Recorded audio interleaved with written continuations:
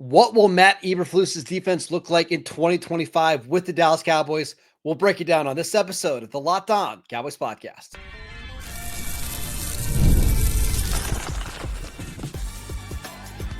You are Locked On Cowboys, your daily Dallas Cowboys podcast. Part of the Locked On Podcast Network, your team every day. Welcome back to the Locked On Cowboys podcast, part of the Locked On Podcast Network, your team every day. We'd like to thank you for making us your first listen of the day. Today's episode is brought to you by Gametime. Download the Gametime app, create an account, and use promo code LOCKEDONNFL for $20 off your first purchase. Welcome back. I am your host, Marcus Mosher. You can follow me on Twitter at Marcus_Mosher. Joining me today, as always, is Landon McCool. You can follow him on Twitter at McCoolBCB. And we've got a special guest for you guys. It is Cody Alexander, a friend of the show. Has been on the podcast a couple times now. Follow him on Twitter at _coach_A. You can also read him over on matchquarters.com. Cody, how you doing today, sir? Doing great. Thanks for having me on. So we're going to talk some Matt Eberflus, your defense, your specialty. Just first and foremost, so for the maybe the listeners that aren't super familiar with Matt Eberflus, what do his defenses look like? Yeah, so he's probably labeled as a Tampa 2 coach. I think that's a little bit of a misnomer. Most Tampa 2 defenses actually don't run Tampa 2 that often. It's just kind of, at one point in the NFL ecosystem, they were the only ones doing it. And so they kind of got labeled that way, but he stems from that tree. And so really what it is a 4-3 cover 3 defense. That at the simplest form, that is what you're going to get from Matt Eberflus. So, yeah, I mean, I think we've seen these kind of defenses, obviously, with Dallas before. Obviously, going back to Marinelli and obviously Kiffin, who is a lot of ways the godfather of the Tampa 2. Right. And obviously Quinn being the most recent. And I think that's really where we're going to try to create some separation, because we obviously are very familiar specifically with Quinn, having him just been here, and obviously with him with the Commanders. Where are the differences specifically between the type of, attack with 4, drop 7 defenses that we see with Quinn and Eberflus? Where is there daylight between these two systems that can kind of help us define what is one and what is the other? Yeah, so if you watch the Commanders at all this year, which I'm sure most people around Dallas, they've watched enough of the Commanders, you notice that Quinn's defense there was very much different than what it was in Dallas. In Dallas, it was man-centric, a lot of nickel. They had a bunch of different safeties and different variations. I mean, Marquise Bell at one point, because there were no linebackers on the roster, had to play linebacker. You're moving guys around. So to me, that was very much what Quinn wanted to do. He wanted to play a lot of man and then transition kind of, he wanted to give a release, it would be in the form of different kind of trap twos, meaning that the corners are playing really hard in the flat. You have different rotations in the back end, getting to essentially a Tampa 2 defense. I think where Eberflus is different is he is a very much more passive coach. It's going to be in the same kind of framework as like a Gus Bradley, who was just like go with the Colts of, we're going to be in a 4-3. We're going to play a lot of cover 3. We're going to play fast because everybody knows where we're going to go. We're going to be really timely with our pressures. I thought where Eberflus is different than even like a Gus Bradley, because that's usually the one that's comparative, is like, okay, well, what's the difference? Look, Gus Bradley, if he was going to send a bunch, he was going to send 6, right? They're going to play cover 0. They're going to send a bunch of guys. Eberflus is a little bit more 5-man pressure, a little bit more simulated pressure, meaning that we're going to blitz, but we're only going to rush 4. So he's a little bit more passive, I would say, to use a term. He's a little bit more passive than even you would say Quinn in terms of coverage, or some of these other 4-3 cover 3 defenses. So one of my big concerns, I mean, I watched the Vikings a ton this year, and obviously watched the Cowboys, and those are two of the teams that were like the best when it comes to blitzing. To me, this feels like a step back. Maybe not as a coordinator, but it definitely feels like a step back in aggressiveness. Do you think that's going to be a concern for Dallas moving forward? Because we saw how effective Zimmer was at sending blitzes last year.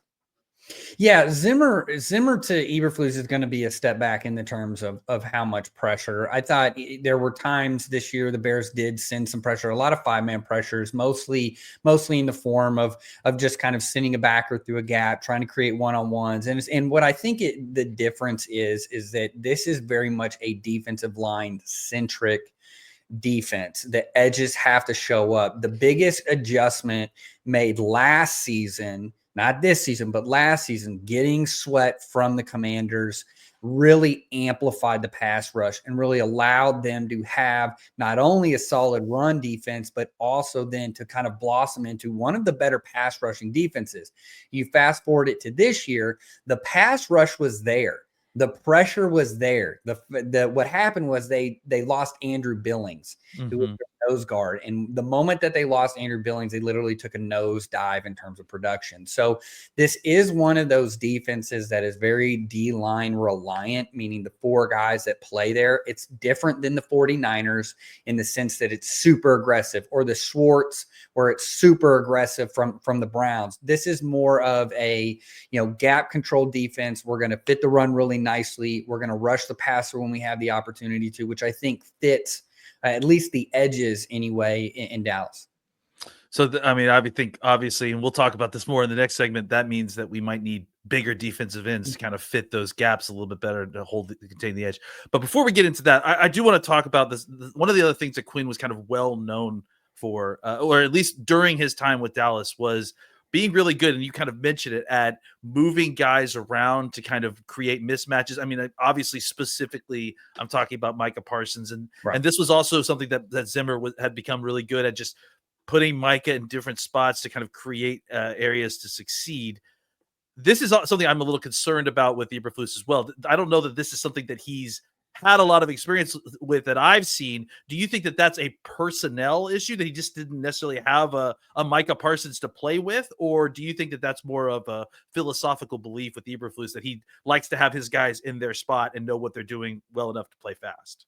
Yeah, I think it's twofold, and I think he hit on it. I think the personnel that he had in Chicago, he didn't have to move it around. I think the only one that they probably moved around was Jalen Johnson. If they wanted some sort of a matchup on a top receiver, Kyler Gordon was one of the top nickels in the NFL. He's one of the best blitzing nickels in the NFL.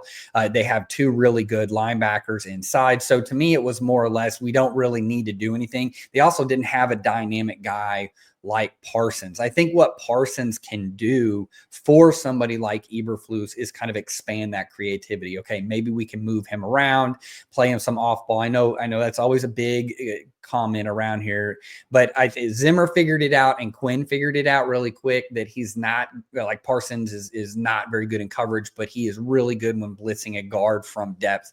And that's typically what you saw that. So could that be a possibility? We'll have to see. I know that was a point of contention with Parsons to Zimmer. That was a big issue last offseason. I'm sure it will be another big issue this offseason with a guy that's even more static in terms of moving guys around. So do I think that that's a concern? It's a valid concern, but I think a lot of it had to do with who he had with Chicago. But then also he doesn't, again, it's that philosophy of, I don't want guys moving around, because then we're going to have to then make adjustments. We're going to have to change things. And then we end up changing our identity. One quick question before we move on.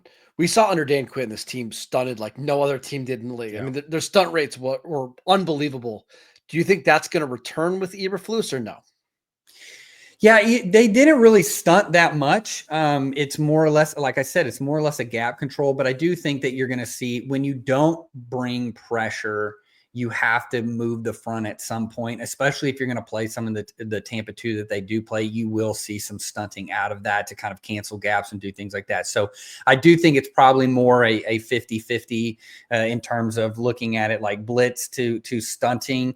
Remember, Quinn was very much, he was also not a very big blitzer. They weren't blitzing a lot. They were more coverage dominant.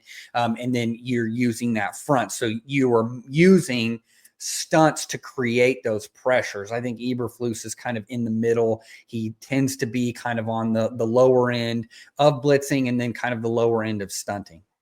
So let's talk about what the Cowboys are going to be looking for this offseason when it comes to their defensive personnel. We will get to that next. This episode is brought to you by PrizePicks. The big game is almost here, and there's no better way to make it even more exciting than with PrizePicks, the best place for daily fantasy sports.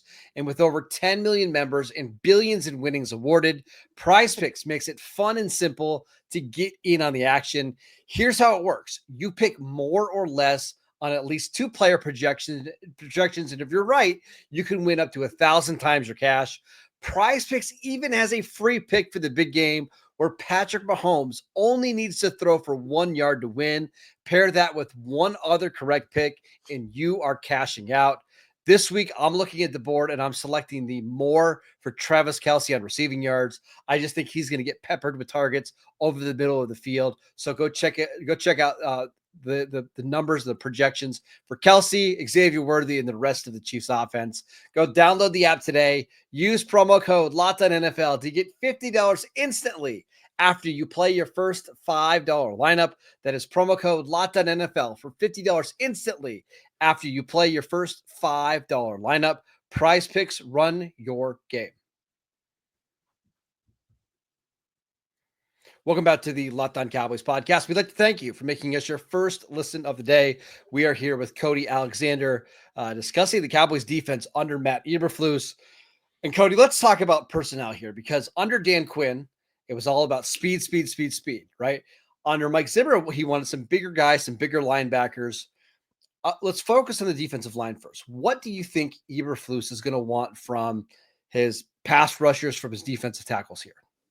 Yeah, I mean, I think if they decide to keep Lawrence with Parsons, I think that'd be a good, that you have a really kind of a rush end in Parsons, and then you have more of a traditional defensive end in Lawrence, being able to kind of mix and match, being able to kind of maybe even move them around. Parsons playing to the open side, Lawrence playing to the tight end. You can do some things there. The biggest thing, though, that they need is inside. And I feel like it's a broken record at this point in Dallas, is just, even when they did go get a nose in Mazi Smith, it ended up being that they wanted him to lose weight, right, to quicken up. It ends up hindering him. Then Zimmer comes back in. By that time, he's had a lost year, and it's just kind of that yo-yo action. They do need a nose, and I think the biggest argument for that will be what I mentioned earlier in the show of Andrew Billings with the Bears. You have to have a workhorse that's going to dominate the inside in this defense, just because you're going to have either playing Tampa 2, you need to clean it up for your 3 technique and your edges, but also it really helps in that run game. He wants to have athletic, long linebackers. I think the one that DeMarion Overshown is going to be fine, but you got to find somebody with him next to him. So in terms of a front, you have to keep those guys clean so that they can have one end in coverage and one end in the box. And you only do that with dominant guys inside. Landon, can I ask a quick question? Please. Yeah. Defensive tackle, right? You mentioned like having that big, long 3 technique. Also, Digizua is a really good player, but he's 6'1", 285 pounds. I would think this defense would still fit him because he's an up the field, pass rusher. But what do you think? Is this the ideal defense for Osa, or do you think Eberflus is going to want some other type of defensive tackle in here? Yeah, I think if they keep him as the quick 3, I think that you're going to be fine. I mean, remember, this is a defense that stems from the Tampa tree. So having a quick 3 along with being able to partner him with maybe Parsons or Lawrence, now you create one-on-ones and it gives problems for guards. I'm not necessarily too worried about in terms of height at that position, but you do need a true nose. You need somebody that's going to be able to plug that in. I think it's becoming more and more of a valued position here in the NFL, especially as we're seeing more and more light box run fits, meaning that as teams play 11 personnel, even 12 personnel with 11 personnel plays, you're getting into these spread formations. You're having to play the box with 6 guys, even if you are a cover 3 dominant system. If you're going to have to defend those seams, which means they're going to bleed out your overhangs, those guys that are right on the other side of the box. So to me, you have to have a nose that's going to man a double team inside. If you don't, this defense doesn't work. And it was illustrated with Chicago at the end of the year with Billings being gone. I think that leads right to my 2 main personnel concerns. Just looking at the Cowboys depth chart and kind of overlaying the Eberflus defense on top of it. And you mentioned one of them was Mazi, right? Just the kind of yo-yo nature of all this. and I guess that's my question. If you were the defensive coordinator here, and but you were running Eberflus's scheme, how would you handle Mazi at this point? Would you ask him to continue to try to get some more weight and be like that truth nose tackle, or do you think that he's probably best served kind of being a backup at sort of both spots and kind of bouncing back and forth between a 3 and a nose? Well, I think if they can just let him be kind of a tilt nose, essentially just on top of the center, shade, being very close by, make it very simple for him. Hey, you control the A gap. You're essentially going to ear hole the center every play and invite that guard. I think it makes it really easy for him. He doesn't have to work up front. He's working on double teams. He's working on kind of that knockback technique that you see. If we end up wanting to get into some more light box fix, playing on top of the guard again, inviting the center. So wherever I'm playing, whether it's the center or it's the guard, I'm inviting that double team every time, and I'm really just trying to control my gap. It makes everything really simple. I think what is been his problem has been that transition to pass rush. So if you can bring in another 3 technique, you can move kind of, Odigizua inside as a nose, even though he's a smaller guy. But then now we have another 3 technique. We can move Tank inside and then bring another guy outside. So I'm not worried about third downs. Third downs, you can package those. Everybody, even Eberflus has a jet front or a quick front, cheetah front, whatever they use for that term. They have that, right? So I'm not worried about third down. I'm worried about early downs. I mean, this year, more than any other, the pendulum swung back to the run game. That's right. So don't think that thing's just going to swing back. We're not going back to passing. I was talking to, several NFL people this year. They were talking less about coverage in meetings this year than they were run fits. And it's probably the first time in probably 10 years that they were doing that. So to me, you have to have a nose. And I think you start with Smith just because, he is a first round draft pick. Yeah. That's what he played in college. Let him do what he was designed to do. If that doesn't work, we need to make sure that we have somebody behind him that is also serviceable. Marcus, let me get one more. I'm Go sorry. ahead. Yeah. But the second part of that question was, and I think you illustrated it perfectly. My other concern is the cornerback position. I think the corners themselves are, when they're healthy, are great cover guys. I think the coverage will be fine. Where I have concerns is tackling, right? These corners have not been strong tacklers in general. As we start to swing back more towards run defense and run fits, I have concerns about how these corners, even when they're healthy, playing in this Eberflus defense, if they have kind of an inability to tackle, and that's becoming more of a situation. Do you have those same concerns, or do you think that there is more of an emphasis on tackling for the corners in the Eberflus defense versus the Quinn or Zimmer defense? Well, I think that I would assume probably Zimmer wanted it to be, he's kind of an old school coach. We want everybody to tackle. Eberflus, look, you run a lot of cover 3. Both of these corners, I actually don't have any concerns in terms of just overall play. Both, if we can get them on the field at the same time. Diggs and Bland are both some of the best off-ball corners. We think of them as man-centric, but if you really go look at their game, they're playing a lot of it off the ball, meaning they're not pressing. That fits exactly into what Eberflus does. There's not a lot of difference in a match 3 scheme and cover 1 for the corner. So I think that fits. But in terms of playing a corner that can tackle, that is something that is going to develop.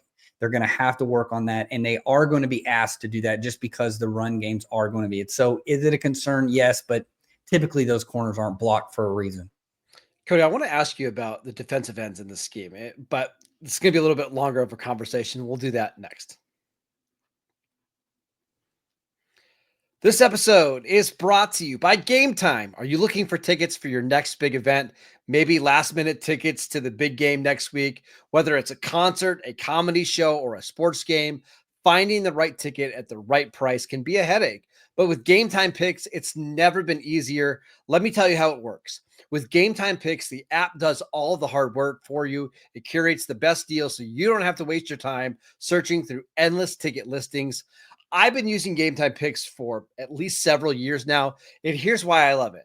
The deals make it super simple to find great tickets at a great price. No more sifting through thousands of options.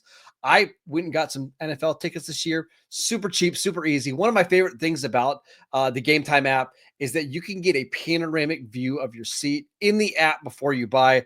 I know exactly what my seats are going to look like. I love sitting in the end zone, but I don't want the goalpost to block my view.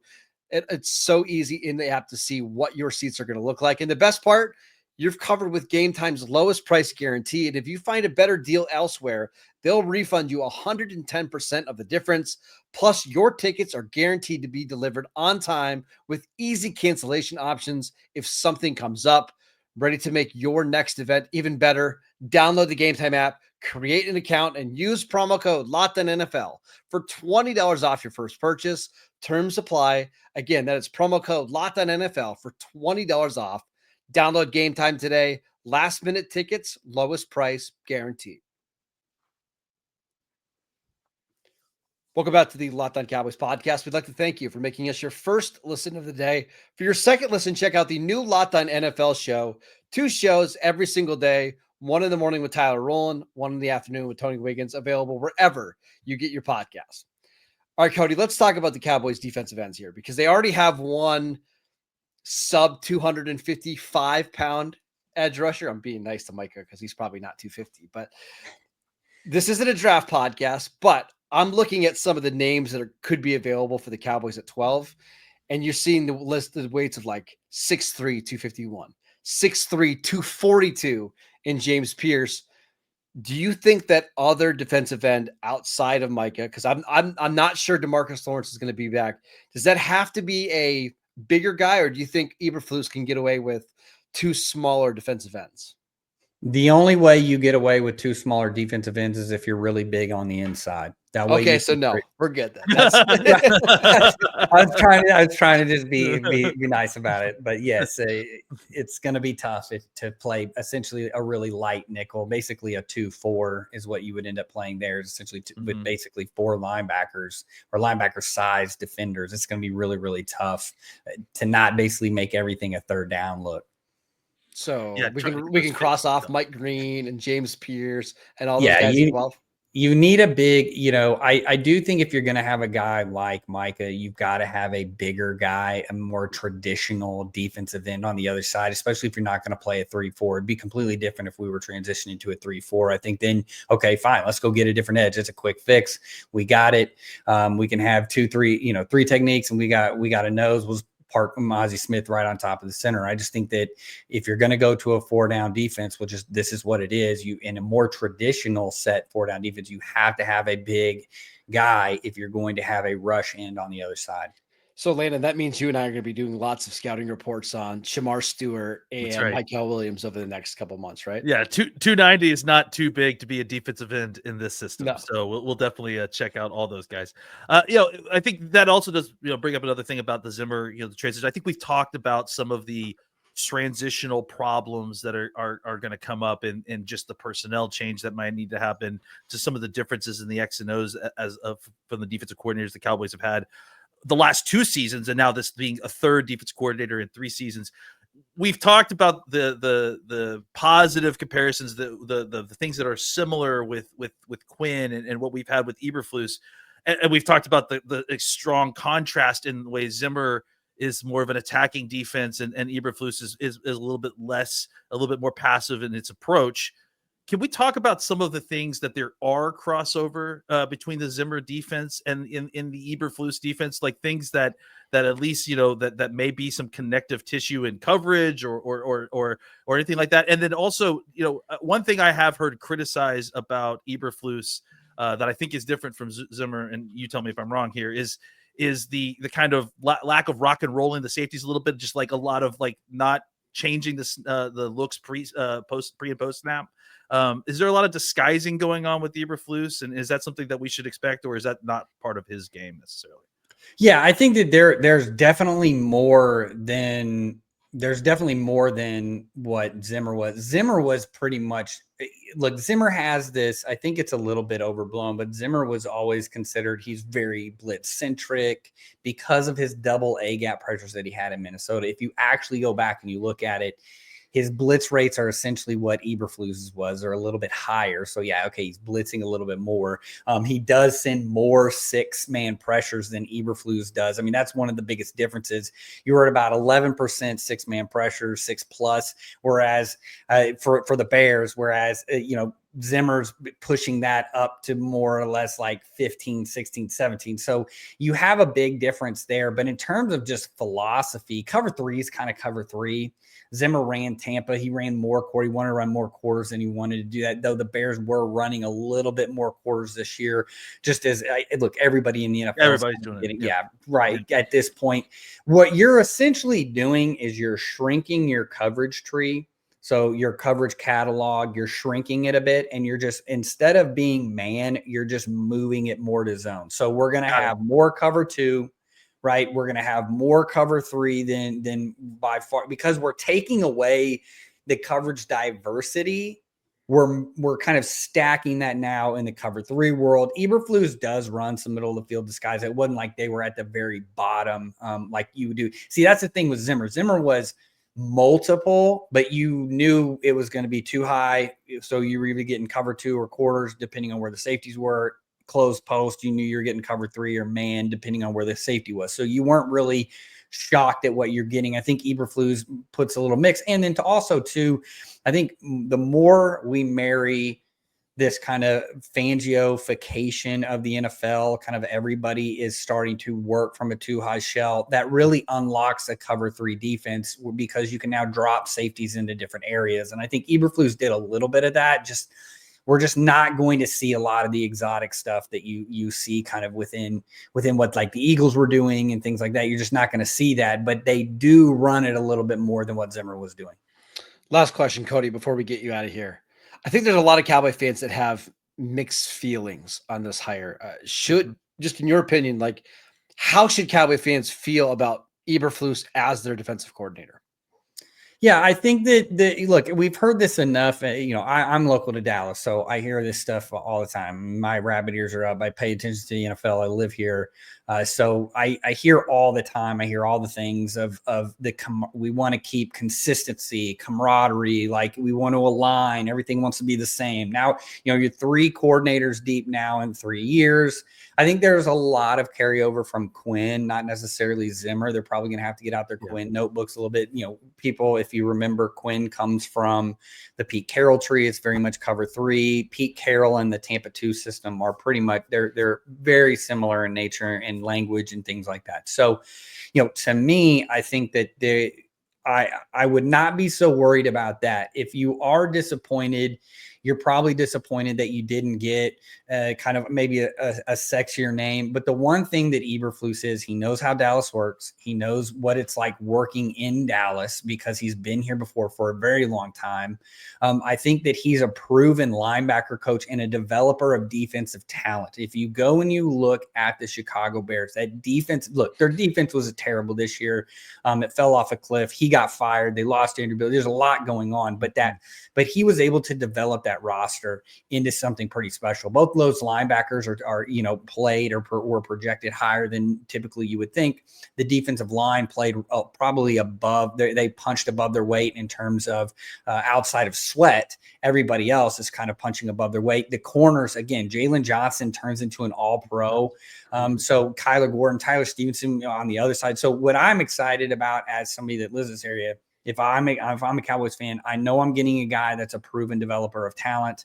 They have to. There's no excuse now. You have to go get talent for the defense this year because you just haven't done it. And I don't know. I'm looking at the roster, and there's not a lot coming back other than like some core guys. So that's something to me that I would have positive for. If there is pause, yes, here we go again. It's another kind of Quinn-esque defense in the sense that it's very simple. There's not going to be a lot of movement, and how that translates. Eberflus has kind of been able to kind of move around that. He's had good defenses when he was been at Chicago. So even though it is simple, he's been able to adjust, unlike some others that are kind of just put themselves in a box. All right, that is it for today's show. We want to thank you for making Locked On Cowboys your first listen every single day. Go check out the channel on YouTube. Download the podcast wherever you get your podcasts. I'd like to thank Cody for jumping on the show today. Check him out on Twitter at @the_coach_A. Check him out at matchquarters.com. Follow Landon on Twitter at McCoolBCB. I'm at Marcus_Mosier, and we will see you right back here tomorrow.